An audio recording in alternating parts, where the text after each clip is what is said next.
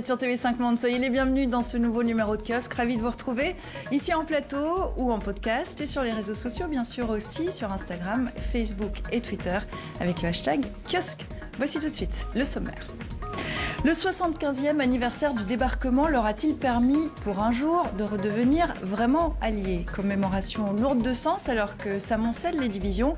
La relation transatlantique est-elle aujourd'hui vidée de son sens? Malaise au Canada, les autochtones ont été victimes d'un génocide colonial selon un rapport remis au Premier ministre. Qu'est-ce qu'un génocide colonial? Et la population accepte-t-elle de se prêter à cet examen de conscience sur le passé? Au Soudan, le massacre des manifestants divise-t-il maintenant les généraux Al-Bourhan et Hemeti? S'agit-il d'une répression sous influence, celle de l'Égypte, de l'Arabie Saoudite et des Émirats Arabes Unis, où se sont récemment rendus les deux hommes? Le massacre de Tiananmen a-t-il cessé d'exister en Chine? C'est l'un des grands tabous de Pékin. Peut-on contrôler la mémoire d'un peuple? Crédit social et surveillance technologique, la Chine de Xi Jinping est-elle moins libre encore que sous Deng Xiaoping? On en parle tout de suite avec nos kiosqueurs et les voici tout de suite. Nicolas Willems, responsable éditorial Monde pour la RTBF, la radio-télévision belge. Vous suivez particulièrement l'actualité aux États-Unis et en Chine. Rosa Moussaoui, grand reporter au service international du quotidien L'Humanité, vos terrains de prédilection, le Maghreb et l'Afrique de l'Ouest. Enfin, Dominique Moisy, géopolitologue, conseiller spécial pour l'Institut Montaigne, un groupe français de réflexion. Vous êtes l'auteur de Leçons de lumière, paru il y a un mois aux éditions de l'Observatoire. Vous publiez des articles notamment dans Les Échos, le Financial Times, the New York Times, Die Welt. Vous avez enseigné à Harvard, au Collège d'Europe et au King's College. Et puis nous retrouverons tout à l'heure depuis Montréal Manon Globensky, journaliste à Radio-Canada. Merci à vous trois d'être ici en plateau pour nous livrer votre analyse sur l'actualité. On commence tout de suite. Voilà 75 ans, les Américains venaient en renfort des Européens pour le débarquement sur les côtes françaises. 75 ans plus tard, cet anniversaire du symbole de l'unité du monde libre face à l'Allemagne nazie est lourd de sens, alors que les divisions entre ex-alliés éclatent au grand jour.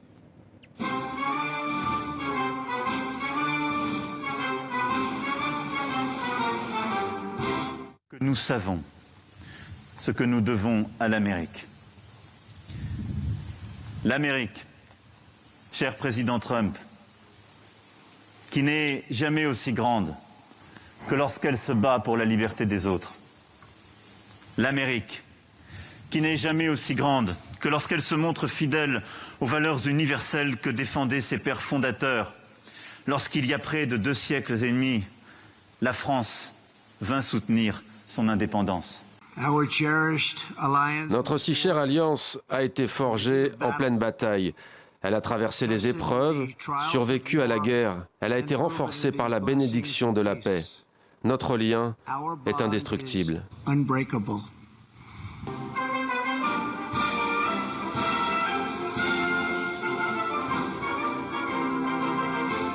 Alors c'est maintenant l'hypocrisie qui domine ce type de commémoration, Nicolas? On ne sait pas si c'est de l'hypocrisie ou de la cordialité. C'est certain qu'on observait de près ce qui allait se dérouler entre les deux présidents, le président Macron et le président Trump. On est dans une relation qui est, c'est vrai, plutôt distendue entre les États-Unis et l'Europe. On sait que Donald Trump, finalement, n'est pas forcément un partisan du multilatéralisme et de cet ordre, disons, mis en place après la Seconde Guerre mondiale. Lors de cette visite en Europe, que ce soit Emmanuel Macron, Theresa May, mais même la reine d'Angleterre dans son discours à Buckingham, elle a rappelé l'importance de toutes ces structures multilatérales mises en place après la guerre, l'ONU, l'OTAN, l'Union européenne aussi. Et c'est certain que Donald Trump, qui lui est dans ce bilatéralisme, se retrouve dans une position très différente. Mais à mon avis, ce n'est pas un accident de l'histoire. Et je pense que le positionnement du président des États-Unis montre aussi un revirement de manière générale des relations entre États-Unis et Europe. Est-ce que hier au moins pour un jour, les alliés, les ex-alliés sont restés des alliés, le sont devenus vraiment? Non, il y avait l'émotion qui était, je crois, sincère. Le présent ne peut pas prendre en otage le passé. Ce qui s'est passé il y a 75 ans reste dans nos mémoires et nous avons un devoir de transmettre cela. Alors, bien entendu, il y a des calculs. C'était l'occasion idéale pour Theresa May et pour Emmanuel Macron de rappeler au président Trump que les Alliés avaient été utiles à l'Amérique pendant la Deuxième Guerre mondiale et que les alliances ont toujours aujourd'hui une valeur indépassable. Est-ce que par ailleurs, on n'a pas l'impression quand même que parfois la géopolitique du moment prend le pas sur l'histoire et sur les commémorations? Vous avez eu cette sensation? Vous avez cette sensation en ce moment? Je pense par exemple à l'absence de Vladimir Poutine des commémorations. Moins hier que dans d'autres circonstances. Sur les plages du débarquement, on célébrait les vétérans. Il n'y avait pas de vétérans russes sur ces plages.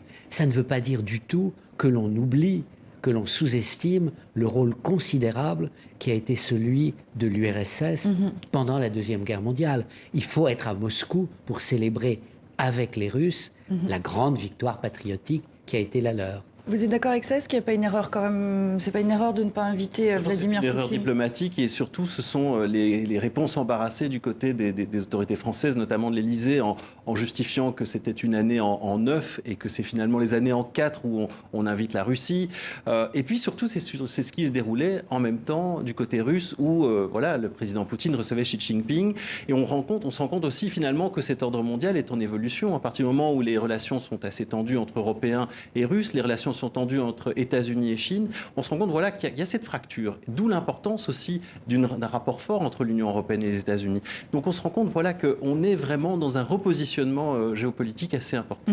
Rosa, c'était une erreur de ne pas inviter Vladimir Poutine? Je crois que c'est un monde bipolaire qui est aussi en train de s'affirmer. Pendant que Vladimir Poutine affichait son entente avec le président chinois au Forum économique de Saint-Pétersbourg, il y avait cette image de Trump buvant le thé avec la reine d'Angleterre. Un Trump qui est aussi venu encourager les Brexiteurs les plus acharnés. Il y a eu ce tête-à-tête avec Nigel Farage. On voit bien que dans le monde qui se dessine et dans son objectif principal, enfin ce qui importe pour lui, c'est son face-à-face avec la Chine. Et là-dedans, l'Europe est un peu provincialisée, même un peu prise au piège de cette guerre commerciale. Alors, on va se remettre dans l'ambiance de l'après-guerre, si vous voulez. Et au sortir de la guerre, un sondage demandait aux Français quel pays avait le plus contribué à la défaite de l'Allemagne en 1945. 57% répondaient l'URSS, 20% les États-Unis et 12% le Royaume-Uni. Il y a 4 ans, même sondage, les pourcentages sont inversés entre les Américains et les Soviétiques. Est-ce que l'Europe doit réellement sa liberté aux États-Unis ou est-ce que c'est une idée reçue qui s'est installée? C'est une idée vraie. Il faut distinguer deux choses. La Deuxième Guerre mondiale, elle a été gagnée sur plusieurs fronts. Il y a le front de l'Est, qui a été incroyablement coûteux en victimes humaines pour l'URSS. On parle de 26-27 millions de morts. Il y a le front de l'Ouest, bataille de Normandie, qui a été précédé par le front méditerranéen. Le Sud a été libéré d'abord, et puis il y a la bataille du Pacifique. Mais il y a deux choses. L'Europe est en paix depuis 75 ans, grâce à l'Alliance Atlantique, grâce à l'Union européenne. Il y a eu, sur ce plan-là, une solidarité qui s'est exprimée sans faille. Que se serait-il passé au moment, en 47, en 49, en 50, si l'Amérique ne s'était pas engagée réellement aux côtés de l'Europe? Nicolas? C'est vrai qu'on doit d'une part un grand merci aux États-Unis par rapport à cette issue de la Seconde Guerre mondiale et puis la reconstruction de l'Europe, comme vous l'avez dit. Les États-Unis ont énormément participé, que ce soit le plan Marshall, que ce soit une série de choses. Il y avait naturellement, on était dans un contexte de guerre froide et ça expliquait une série de facteurs, mais c'est certain qu'en fait, ce lien s'est créé après la Seconde Guerre mondiale et c'est pour ça que les Européens sont toujours très demandeurs d'une relation forte avec les États-Unis. Mais à mon avis, les Européens doivent aussi reprendre ces opportunités, un président Trump, le Brexit, pour repenser aussi le rôle de l'Europe au mieux, comme on l'a dit, pour que ce ne soit pas finalement une province ou finalement le déçu du XXIe siècle. Et c'est un peu le problème aujourd'hui. Est-ce que l'Europe le fait assez? Souvent dit que non. En tout cas, ce sont les dissensions aujourd'hui qui prennent le pas. On l'a bien vu sur le climat, on l'a vu sur le nucléaire iranien, on le voit sur les divergences sur le rôle de l'Europe. On se souvient que Trump avait raillé, par exemple, la prétention de l'Europe à se doter d'une armée, surtout si elle ne s'approvisionne pas en armement américain. Donc, dans ce monde qui se dessine, un des enjeux pour l'Europe était de s'affirmer dans ce monde multipolaire. Aujourd'hui, cette Europe, elle est en crise, elle est affaiblie. affaiblie et elle ne joue évidemment pas son rôle pour s'affirmer face à ces deux grands pôles qui se dessinent. Où en est cette relation transatlantique, Dominique? Elle est dans une phase de transition. C'est-à-dire, il y a la grande difficulté, c'est qu'on est conscient qu'il y a, au-delà de Donald Trump et de cette incarnation très particulière de l'Amérique, une Amérique éternelle. Mais en même temps, cette Amérique éternelle, on l'a vu déjà avec Barack Obama, elle s'éloigne de l'Europe. Elle va prendre l'Asie comme le pôle le plus important dans sa relation future. Donc, moins d'Amérique en Europe, plus de Chine, un peu plus de Russie, ça devrait signifier beaucoup plus d'Europe en Europe. Et hélas, vous l'avez dit, ce n'est pas le cas. Comment vous l'expliquez, vous? Pourquoi l'Europe n'arrive pas à prendre sa place? Je crois que l'appétit d'Europe diminue au moment où le besoin d'Europe augmente. Et les raisons en sont multiples. Il y a l'absence d'incarnation de l'Europe. On choisit nos dirigeants à Bruxelles en fonction de leurs limites et pas en fonction de leurs mérites. Il y a les divisions sur les politiques. Il n'y a pas une vision unifiée de ce que l'on doit faire en Europe demain. Mais je suis quand même un petit peu optimiste. Je crois qu'il y a une peur qui unifie les Européens et qui est positive. C'est la peur pour la planète. Et aujourd'hui, les enjeux écologiques peuvent tout à fait aller de pair avec les enjeux européens pour servir de barrage à la montée des populismes. Rosa, vous partagez cet optimisme? Alors, il y a cet enjeu écologique, il y a aussi l'enjeu économique, évidemment. Et là, on voit bien que l'Europe a du mal à se positionner face à la politique de Trump qui est sur un versant protectionniste. On le voit avec cette espèce d'ultimatum que le président des États-Unis a lancé sur la négociation d'un accord commercial concernant l'industrie automobile. Lui, il veut vraiment tout. Il veut à la fois que le marché européen s'ouvre aux voitures américaines et en même temps limiter l'importation. Il dit les Européens nous refilent des Mercedes comme des cookies. Et là, on sent bien une Europe qui idéologiquement a beaucoup défendu ce monde de libre-échange, qui est un peu prise de court et qui n'a pas une réponse politique cohérente à ces prétentions de Trump à revenir complètement au protectionnisme. Est-ce que la relation transatlantique, aujourd'hui, est en train de se vider de son sens ? Elle vit encore sur un passé fort, sur une histoire forte, sur une histoire partagée. Maintenant, c'est certain qu'elle se vide de son sens, dans le sens qu'elle devient finalement un thème historique plus qu'autre chose. Mais on ne se projette pas dans quelque chose de nouveau. Et c'est certain que déjà, depuis Barack Obama, il le disait de façon plus polie, que les Européens devaient dépenser plus d'argent pour leur défense, que l'Union européenne devait être plus efficace sur un certain nombre de dossiers.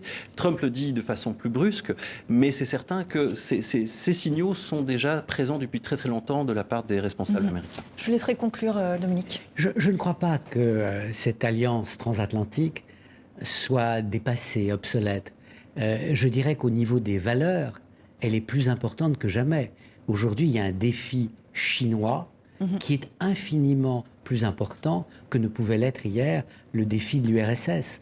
Parce que la Chine a des moyens que l'URSS n'avait pas. Et que dit la Chine? On va en reparler plus tard dans cette émission, mais notre modèle est bien meilleur que le vôtre. Votre modèle démocratique, c'est le chaos. Notre modèle autoritaire, centralisateur, c'est la stabilité. On y reviendra tout à l'heure. La Chine, toute petite dernière question pour terminer votre avis très brièvement. Est-ce qu'aujourd'hui, en 2019, Donald Trump enverrait des boys en Europe pour défendre les vieilles démocraties européennes? Moi, je pense qu'il le ferait. Il le ferait, Rosa? Moi, je ne crois pas qu'il le ferait.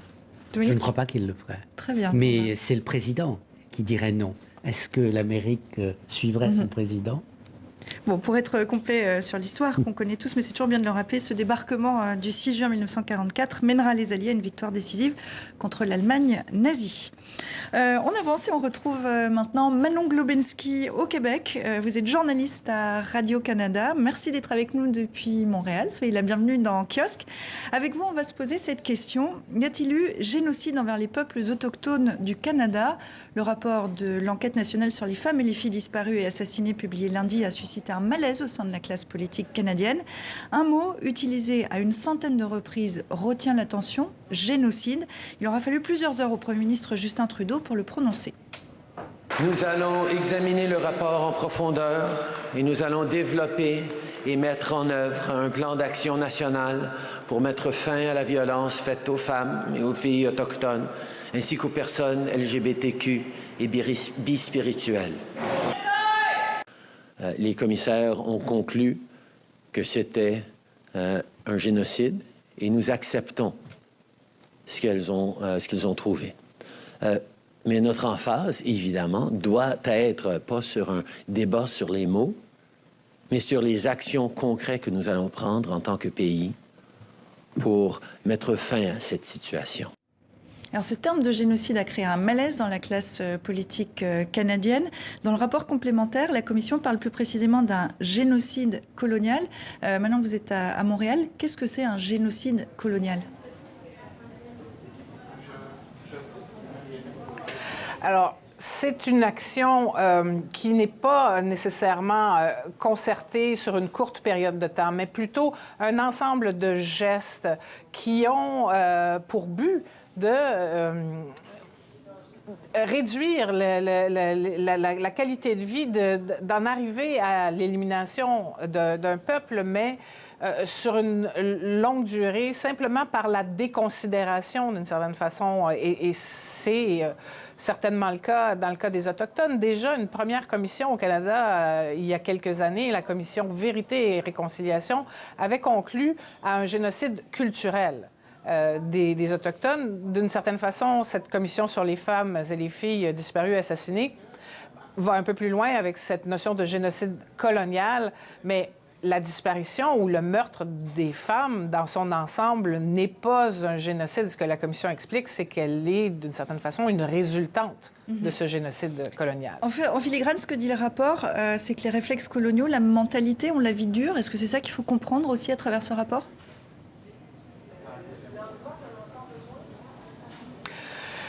Je dirais que oui, parce que, en fait, la question autochtone au Canada, elle est rarement évoquée et les Canadiens sont habituellement heureux que ça soit le cas. En fait, ce qu'on on veut pas savoir, on veut pas en entendre parler.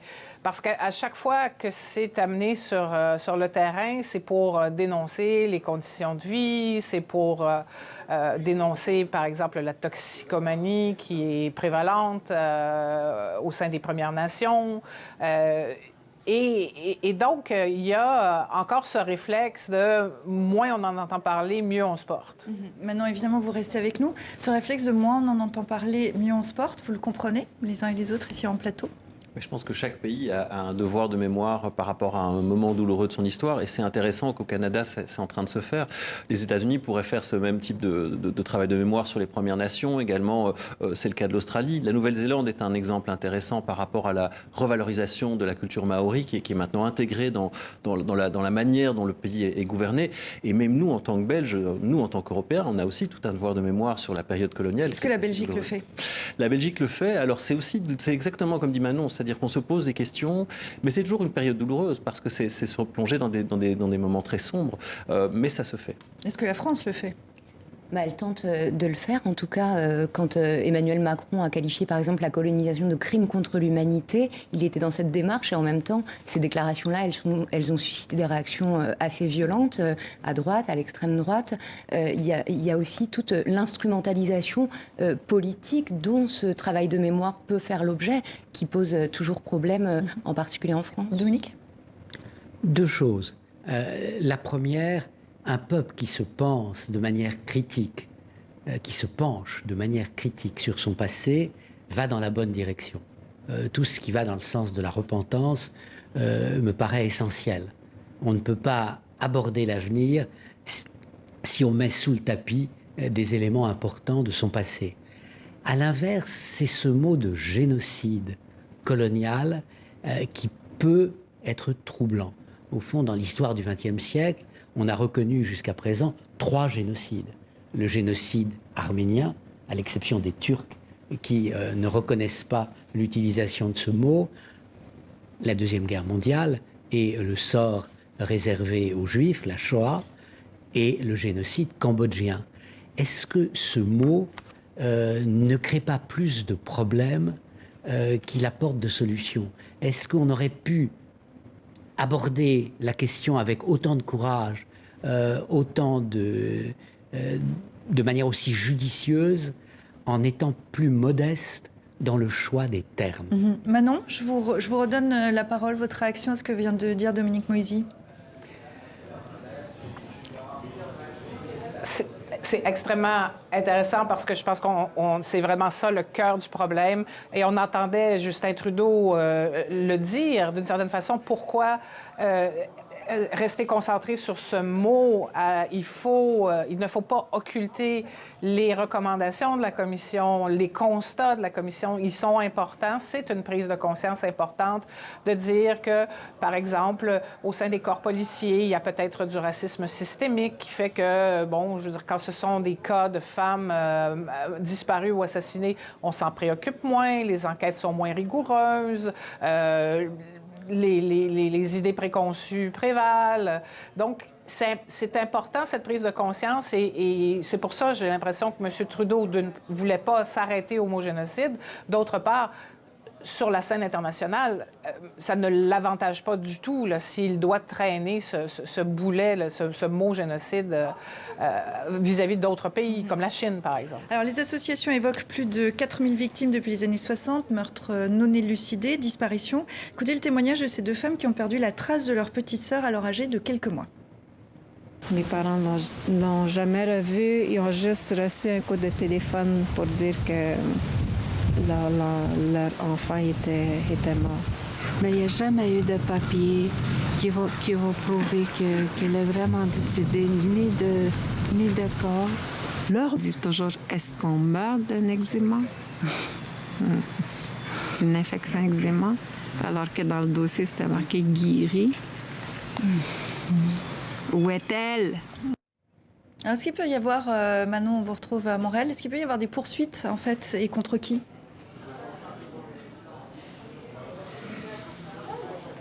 C'était l'espoir des familles. Les familles espéraient beaucoup que cette commission mènerait certains corps policiers à reprendre des enquêtes, à déposer des accusations dans des dossiers qu'on sentait négligés. Et c'est certainement une frustration de plus avec le dépôt de ce rapport, c'est qu'il y a beaucoup de familles qui n'obtiennent pas satisfaction et qui restent frustrées et qui vont essayer, bien sûr, maintenant de poursuivre, mais la Commission n'a pas livré ce qu'elles attendaient, ces familles.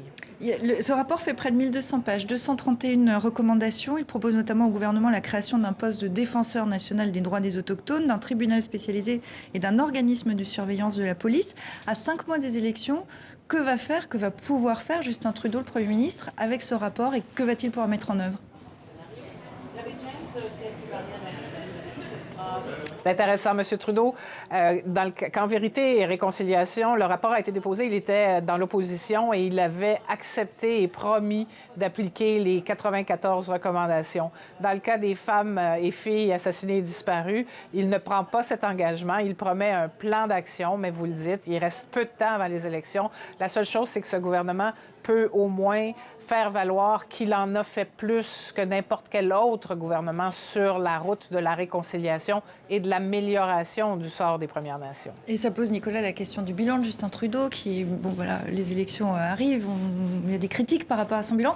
Est-ce que sur ce plan-là, puisqu'il avait fait de la réconciliation avec les populations autochtones l'une des priorités de son mandat, est-ce que sur ce point-là, il a atteint son objectif? En tout cas, il a bien avancé sur une série de choses et on se rend compte que malgré tout, ça génère des tensions au sein de la société canadienne et que c'est une question qui n'est pas du tout réglée. Et on a bien vu les réactions par rapport à ce terme de génocide, des réactions de l'opposition, des réactions au Québec, notamment le Premier ministre du Québec qui a réagi de façon vigoureuse par rapport à cela. Donc on se rend compte que c'est un chantier qui est très compliqué et on n'est qu'au début. Donc oui, Trudeau a avancé, mais il reste encore pas mal de boulot. Rosa ? Oui, ce qui est intéressant dans ce rapport, c'est aussi qu'il montre comment dans le tissu social au Canada, le racisme, la misogynie, la violence misogyne sont très ancrés. Il y a une volonté de s'attaquer à ça. On pourrait parler de féminicide, comme on dit sur le continent américain, en particulier en Amérique latine. Mais c'est pas la première fois que le Canada prend ce genre d'initiative. On se souvient que l'an dernier, il y avait eu cette démarche auprès du Vatican pour demander au pape de reconnaître le rôle de l'Église dans la mort de plusieurs milliers d'enfants en fait autochtones qui étaient morts dans les internats catholiques, qui avaient subi aussi pour des milliers d'entre eux des abus sexuels. Donc il y a effectivement cette volonté de réparer la relation avec les peuples premiers qui peut être effectivement très intéressante. Cette relation et cette réparation est essentielle pour le vivre ensemble dans un pays comme le Canada, mais comme ailleurs ? Tout à fait. C'est une question de justice, mais c'est une question de pouvoir. On a abusé les Blancs ont abusé de leur pouvoir par rapport aux Autochtones, se croyant qui n'allaient pas être punis, qui n'allaient rien risquer. Ce qui me paraît intéressant dans cette histoire, c'est que le Canada apparaît toujours davantage comme la partie la plus humaine du continent nord-américain. Donc il y a une évolution totalement opposée entre le Canada de Justin Trudeau et l'Amérique de Donald Trump.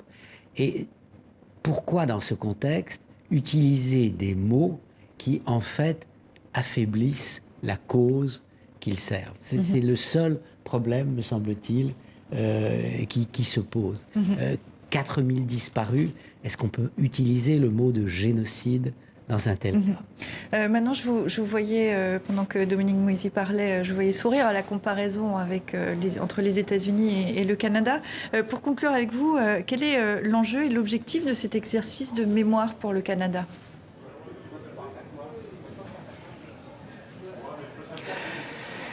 C'est la réconciliation. Je pense que c'était au cœur des engagements du présent gouvernement et c'est certainement ce que les Canadiens voudraient comme résultat. Mais vous savez, la dynamique a beaucoup changé et les Autochtones n'attendent plus après les gouvernements pour se prendre en main, pour devenir, pour exploiter leur potentiel. Ils en sont très conscients, ils sont conscients du potentiel sur leur terre, de leur potentiel d'entrepreneur, et ils le font. Et ça, cette machine-là, elle n'arrêtera pas, peu importe le gouvernement qui sera en place. Merci beaucoup Manon d'avoir été avec nous depuis Montréal. Merci pour toutes ces précisions, pour cette analyse. Je vous dis à très bientôt et excellent week-end à vous au Canada. Si vous nous rejoignez maintenant, soyez les bienvenus dans Kiosque. On continue à passer en revue l'actualité de la semaine avec Nicolas Willems de la RTBF et avec Rosa Moussaoui de l'Humanité et le géopolitologue Dominique Moisy. L'Union africaine suspend le Soudan jusqu'à l'installation d'une autorité civile. 6 mois après le soulèvement populaire pacifique déclenché par le triplement du prix du pain, qui avait conduit, vous en rappelez, le 11 avril au renversement par l'armée de l'ex-président Omar el-Béchir, et bien cette semaine, le Conseil militaire à la tête du pays a fait lundi le choix de la violence. Au petit matin, ce lundi, des centaines de militaires ont donné l'assaut. Cette fois, les généraux au pouvoir au Soudan semblent avoir choisi la manière forte. Les coups de feu ont obligé les manifestants installés devant le siège de l'armée à prendre la fuite. On compte de nombreux morts et encore plus de blessés. Le Conseil militaire a décidé ce qui suit. Annuler ce qui a été convenu et mettre fin aux négociations avec les forces de liberté et de changement. Convoquer des élections générales dans un délai n'excédant pas 9 mois avec une surveillance internationale et régionale. Réponse claire des contestataires, ils appellent à la désobéissance civile, aux marches pacifiques, donc à la résistance. Al-Burhan n'a, semble-t-il, pas tiré les leçons de l'histoire. Il reproduit clairement l'histoire. Nous pensons que l'affaire est entre les mains du peuple soudanais. Ce régime tombera dans tous les cas. Même image que la veille, mais aujourd'hui, le chef du Conseil militaire de transition adopte une toute autre position. Nous, au sein du Conseil militaire, sommes ouverts à des négociations dans l'intérêt de la nation pour continuer à instituer un pouvoir légitime qui reflète les ambitions de la révolution de tous les Soudanais. Dans le même temps, son vice-président prend la défense des forces de soutien rapide contre les contestataires. Ils veulent la mort des forces de soutien rapide. Ils se disent manifestants, mais ce ne sont pas des manifestants. Ce sont des gangs, des conspirateurs. Les RSF, ces milices paramilitaires, sont accusés précisément par leurs détracteurs d'être les principaux auteurs de la répression. Alors, la situation reste très tendue depuis lundi à Khartoum. Est-ce qu'on peut dire, et c'est peut-être ce qu'on a vu là, dans ce résumé de la semaine, est-ce que des divisions apparaissent au sommet, au niveau de l'armée, entre Al-Bourhan d'un côté, le général Al-Bourhan, et de l'autre, Hemeti? Alors, ils mettent en scène une espèce comme ça de divergence, et puis il y a même des rumeurs d'affrontements entre les forces régulières et puis ces forces d'action rapide. En même temps, les deux hommes se sont rendus auprès des mêmes parrains de cette contre-révolution. C'est vraiment après la visite en Égypte, en Arabie Saoudite et aux Émirats Arabes Unis, c'est après cette tournée-là que le feu vert est donné à ce massacre. Donc feu vert des parrains. Oui, je crois que l'axe de la contre-révolution dans cette région, il est là, il est à Abu Dhabi, il est à Riyad, il est en Égypte. Il y a une volonté d'exporter le modèle tunisien de contre-révolution qui a apporté Abdel Fattah al-Sisi au pouvoir. Et c'est ce scénario-là qui est en train de se déployer. Alors effectivement, la trajectoire de Hemeti est intéressante parce que ces forces, ces RSF, c'est le produit dérivé des... Donc RSF, militaires. ce sont ces forces paramilitaires qui auraient commis le massacre, de lundi, et pas l'armée régulière, pour dire ça comme ça directement. En tout cas, pour l'essentiel, ce sont eux qui l'ont commis. Et cette milice, elle est issue des anciens Janjaouid qui s'étaient rendus coupables de crimes de guerre très graves au Darfour, qui sont à l'origine de violences un peu dans les marges du pays, au sud Kordofan, dans le Nil bleu, qui sèment la terreur auprès des populations. Et en même temps, elles incarnent aussi une partie de cet état profond. Hemeti, c'était un des bras droits du président soudanais déchu. C'était l'homme des basses œuvres. C'est lui qui l'avait convaincu d'aller envoyer un contingent soudanais au Yémen prêter main forte à l'Arabie Saoudite. Donc ils sont à la fois une force paramilitaire, un peu à côté des forces régulières, et en même temps ils sont au cœur du dispositif de l'État profond soudanais. Dans tous les cas, Nicolas, ce qui s'est passé cette semaine, c'est vraiment un basculement de la situation au Soudan qui, depuis 6 mois, manifestait pacifiquement. Exactement, c'est un coup d'arrêt à tout ce processus qui avait été mis en place et qui était un processus assez proche, assez parallèle avec le processus qui se déroule en Algérie, qui a même été, disons, influencé par rapport à la situation algérienne.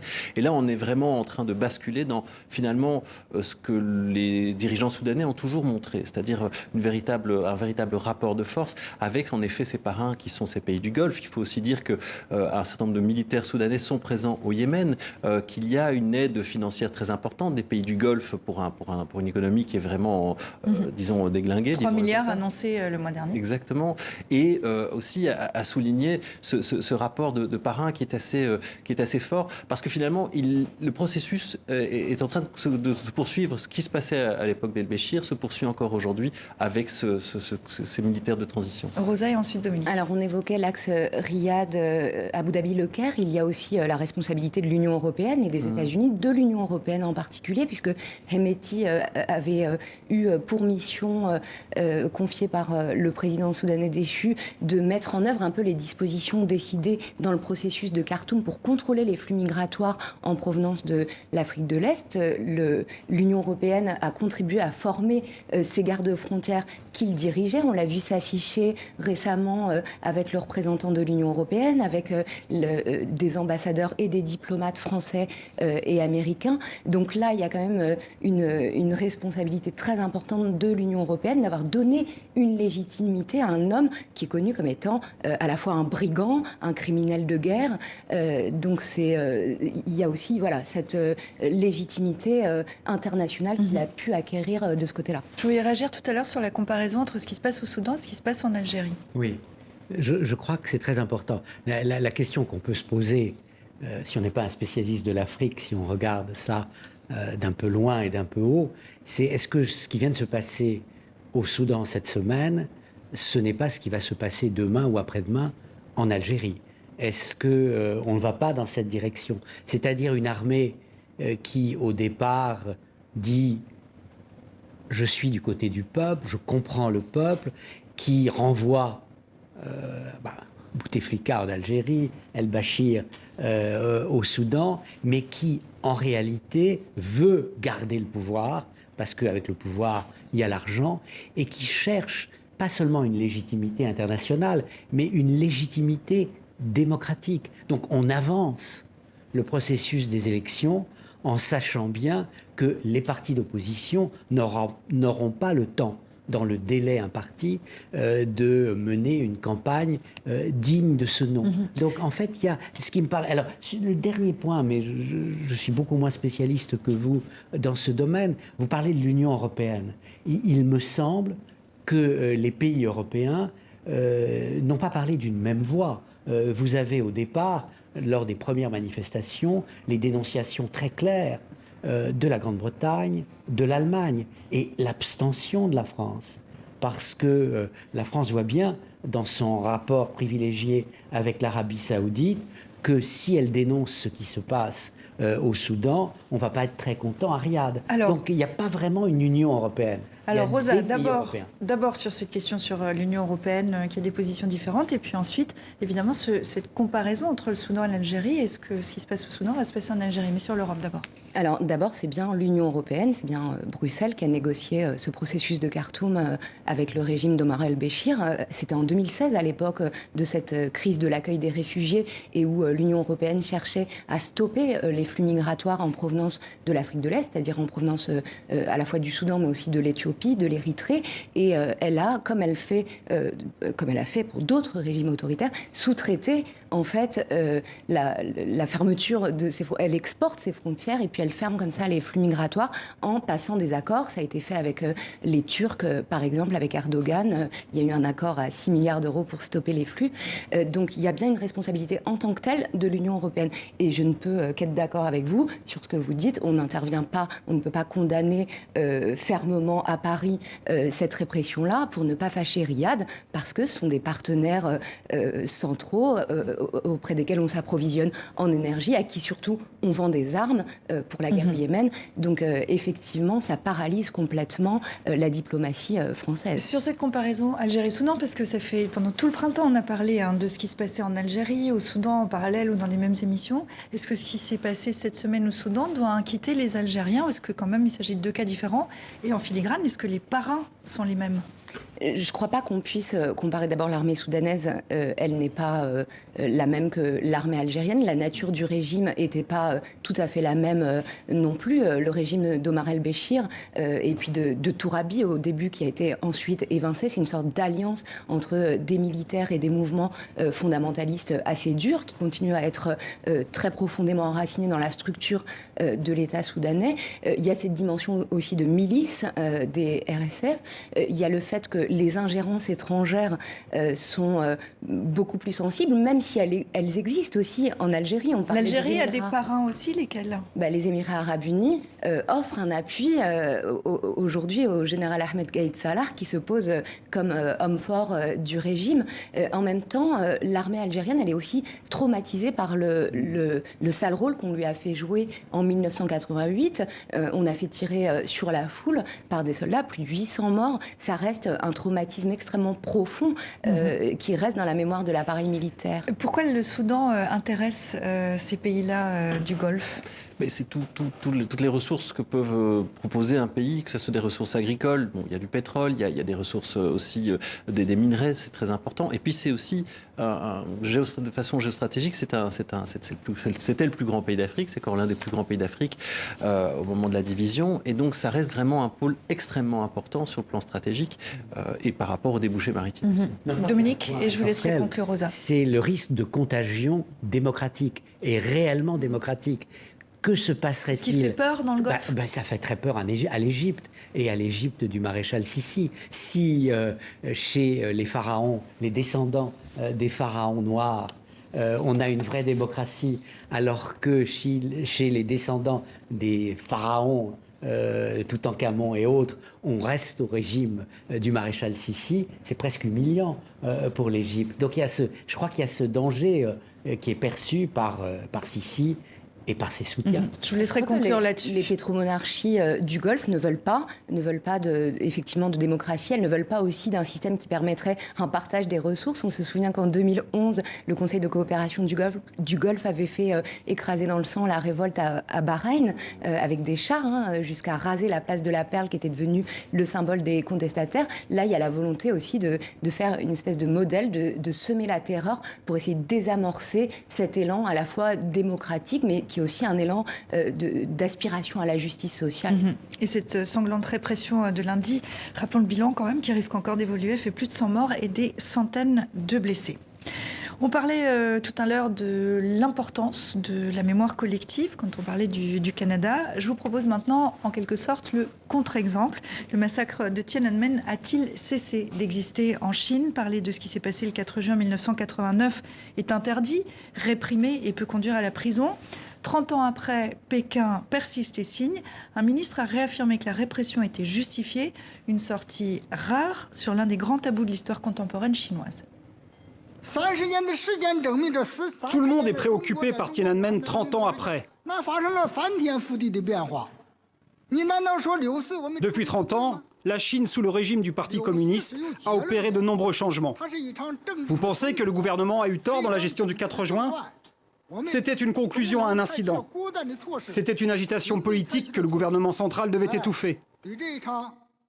Le gouvernement était résolu à mettre fin à cette turbulence, ce qui était la politique correcte. Alors cette rare allusion officielle aux événements du 4 juin 89, qui plus est sur la scène internationale, s'est tenue lors du plus influent forum sur la sécurité en Asie. Ça contraste, Nicolas, avec l'amnésie d'État qui avait lieu en Chine au même moment. C'est vraiment un cas d'école très intéressant de voir à quel point on peut réécrire l'histoire et de voir l'impact de cette réécriture de l'histoire. Et quand on se rend compte que les moins de 30 ans, ceux qui n'ont pas connu ces événements, n'ont jamais rien lu dans les manuels scolaires en Chine, n'ont jamais rien entendu par rapport à cela. Il y a une omerta au sein des familles qui ont connu ces cas-là. On n'en parle pas, on en parle très discrètement, au point que récemment, des journalistes internationaux ont été à Pékin montrer aux jeunes des images, cette fameuse image du char. Oui. Eh bien, les jeunes ne savent pas ce que c'est. Pensaient que c'était un défilé militaire, donc c'est fou. On est arrivé finalement à un système orwellien avec une Chine qui est extrêmement technologique aussi par rapport à cette surveillance. On parlait dans des journaux chinois d'une vaccination par rapport à Tiananmen de tout autre mouvement de contestation populaire.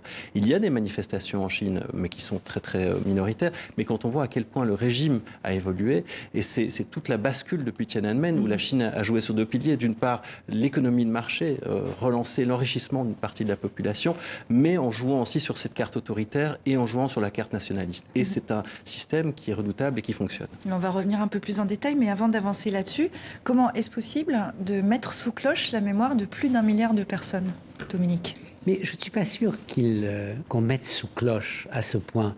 Je crois qu'en Chine, dans les milieux dirigeants, on part au contraire de Tiananmen et on dit c'est cette répression, c'est cette remise en ordre qui a permis à la Chine de poursuivre dans son expérience et d'être ce qu'elle est aujourd'hui. Dans l'espace public, on n'en parle pas. Du côté chinois, on serait presque tenté de dire, il y a 30 ans, il y a eu 2 événements.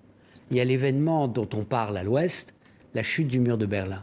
Il y a l'événement dont on ne parle pas en Chine, la répression de Tiananmen. Mais en réalité, les historiens demain considéreront que l'événement de loin le plus important, c'est Tiananmen, qui a permis à la Chine de devenir ce qu'elle est. Alors que la chute du mur de Berlin, bah oui, l'Europe est redevenue une, mais elle est devenue encore plus confuse et plus chaotique. Alors, si je peux me permettre, il y a 10 ans, lors du 20e anniversaire de Tiananmen, j'enseignais à Harvard, j'avais des étudiants chinois. Et on parlait beaucoup le soir.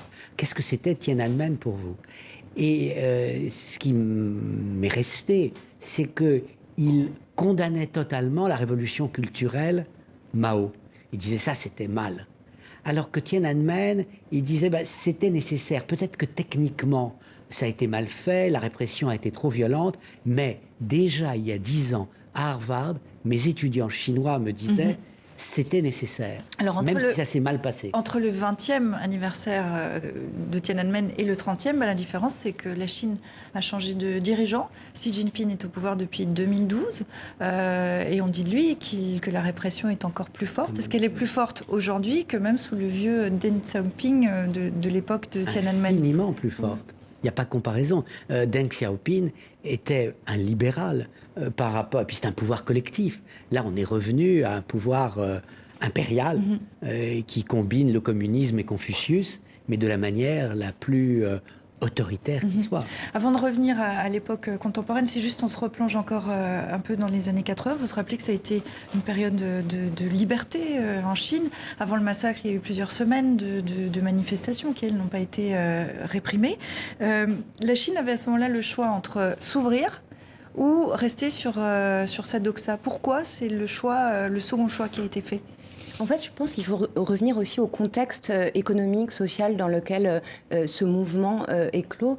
On a déjà 10 ans de réformes, toutes ces réformes économiques qui vont préparer la libéralisation, l'ouverture de la Chine à l'économie de marché, avec des campagnes qui s'en sortent, puisque on décollectivise les terres, on revient à des unités de production plus familiales, on cesse le monopole de l'État sur les céréales. Donc pour les paysans, ça va mieux. Mais dans les centres urbains, il y a ces restructurations industrielles qui créent du chômage, l'inflation est galopante parce qu'on arrête le contrôle des prix, qu'on ne subventionne plus les produits de première nécessité. Donc ça vient d'abord sur un malaise social qui est provoqué par ces premières réformes économiques. Et je suis tout à fait d'accord avec vous, la répression du mouvement de Tiananmen et de cet élan de liberté, il permet ensuite à Deng Xiaoping de donner un tour beaucoup plus libéral à ces réformes économiques qui nous mènent jusqu'au modèle chinois. Enrichissez-vous. Et est-ce que c'est aujourd'hui ce qui permet aussi à la Chine d'avoir maintenu son système? C'est vraiment l'un des moteurs de ce système. C'est une population qui s'est enrichie.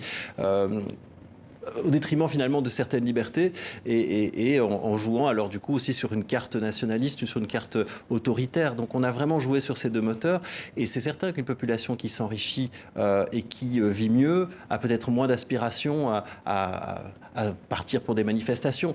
Mais ce qui est assez impressionnant, c'est aussi ce qui s'est déroulé avec l'arrivée au pouvoir de Xi Jinping en 2012. On avait, au moment de l'arrivée du pouvoir, il parlait du rêve chinois. Il s'était inspiré finalement du rêve américain. C'était aussi une revanche sur l'histoire. Parce qu'il faut se rappeler que la Chine a une revanche sur l'histoire par rapport à cette période qui a été douloureuse, fin 19e, début 20e siècle. Et cette revanche, elle est due aussi au fait que la Chine est d'une part à la conquête du monde, mais c'est aussi une Chine qui, pour l'instant, devient extrêmement resserrée. On parle de la situation des Ouïghours, tout de même 1 million de personnes dans les prisons, enfin qu'on appelle des camps d'éducation. Des camps d'éducation, quand on voit... sans avoir été arrêtés, évidemment dans des conditions... Exactement. Et quand on voit à quel point les technologies sont utilisées pour fliquer les gens, à quel point finalement on arrive dans des situations où aujourd'hui chaque Chinois a finalement un matricule informatique. On sait très bien que tel ou tel Chinois peut être interdit de partir en vacances, de faire une dépense parce qu'il n'est pas forcément dans le cadre du système. C'est très inquiétant. Ce mélange est propre à la Chine. Alors, je voudrais revenir, parce que je crois qu'on est tout à fait d'accord, mais en 1989, il y a une décision chinoise qui consiste à dire « Nous ne voulons pas de réforme politique, nous nous concentrons sur la réforme économique. » La réforme politique, les Russes sont en train de la faire, ça va mal se terminer. Il y a cette division.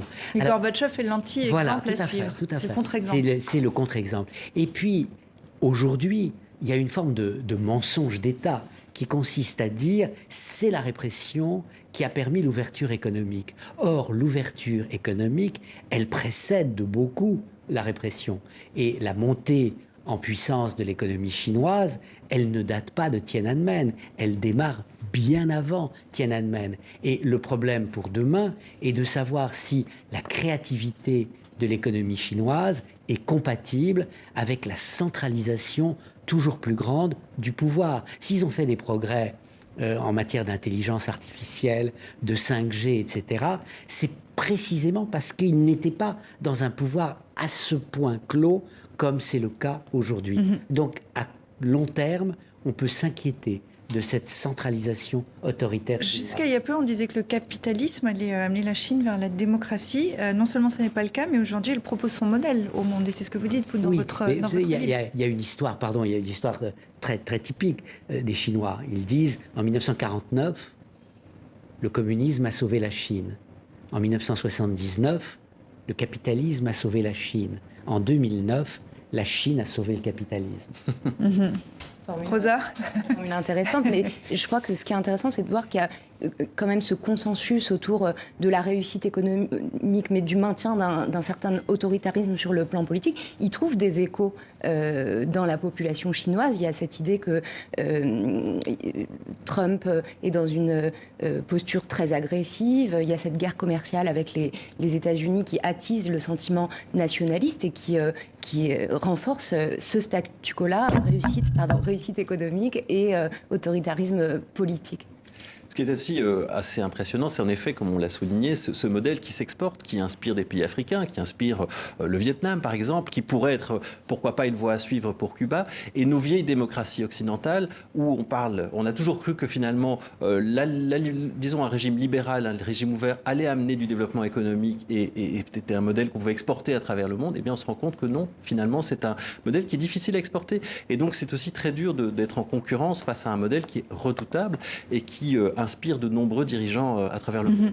Cette rigidité idéologique et sécuritaire d'un côté, le succès économique de l'autre, est-ce qu'on peut dire que cette alchimie chinoise est sans équivalent? C'est la première fois qu'on arrive à cette alchimie-là. Je crois que oui, ils sont en train d'inventer peut-être un autre modèle et en même temps, disons que les objectifs que s'était fixés à l'époque Deng Xiaoping, c'est-à-dire sortir toute une population de la pauvreté, redonner à la Chine un rôle central, etc. Les dirigeants chinois, même s'ils continuent d'être divisés, c'est pas monolithique le Parti communiste chinois, ils peuvent se prévaloir d'une réussite économique indéniable. On peut dire qu'un quart des Chinois, peut-être, ont le même niveau de vie que l'Européen moyen. Et ça justifie aussi que cette mainmise du Parti communiste chinois se poursuive sur le pays. Alors, rapidement, pour conclure, Nicolas, d'abord, je vous laisserai le mot de la fin. Avec une Chine aussi qui a des appétits aujourd'hui à travers le monde. Quand on voit ce qui est en train de se dérouler en mer de Chine, quand on voit les dépenses militaires qui sont en augmentation, on se rend compte qu'aussi, ils sont dans un storytelling qui est véritablement très à la conquête du monde. Voilà. Dominique, d'un mot pour conclure. En deux mots, les Chinois démontrent qu'il peut y avoir une réussite capitalistique sans démocratie. Ce qu'ils ne démontrent pas encore, c'est qu'il puisse y avoir cette réussite sans état de droit. Et là, c'est une grosse interrogation. Alors, ce qui est amusant dans ce qui se passe aujourd'hui, c'est que géopolitiquement, la Chine et la Russie donnent l'impression de n'avoir jamais été aussi proches, mais en fait, elles sont potentiellement des rivaux. C'est sur le plan idéologique qu'elles sont ensemble. Elles déclarent le modèle autoritaire centralisateur, c'est l'avenir. Et là, vous venez de boucler la boucle de l'émission en faisant référence à ce qu'on disait en tout début. Je vous propose qu'on conclue, comme toujours, avec la semaine de Dilemme. Vous allez voir qu'il revient lui aussi sur Tiananmen, sur la Chine. 30 ans après Tiananmen, des chars, du sang et une amnésie d'État. Pour la fin du Ramadan, la fête de l'Aïd el-Fitr dans le sang au Soudan et ce général, pistolet fumant à la main après avoir tué un manifestant qui s'excuse. Désolé, on croyait que c'est la fête du sacrifice, référence à l'Aïd al-Adha. Donald Trump, aux commémorations du débarquement, je commence d'abord par saluer les vétérans, dit le président américain en tendant la main à la reine Elisabeth. Toujours sur ce 75e anniversaire, Emmanuel Macron accueille l'Allemande, Angela Merkel. Notre ancien ennemi constate ce badaud, puis le président français reçoit son homologue américain. Notre ancien allié constate ce même badaud. Et pendant ce temps, Moscou et Pékin, on l'évoquait à l'instant, affichent leur entente. Nous allons faire un selfie pour Trump, propose le russe Vladimir Poutine au chinois Xi Jinping. À la main, un téléphone. Ouais, je vous le donne en mille. Merci Dilemme, merci à vous trois d'être venus en plateau commenter l'actualité, c'était un grand plaisir. Merci à vous qui nous regardez, je vous donne rendez-vous dans une semaine et d'ici là, vous pouvez nous écrire sur les réseaux sociaux, on sera ravis de vous répondre. Excellente semaine.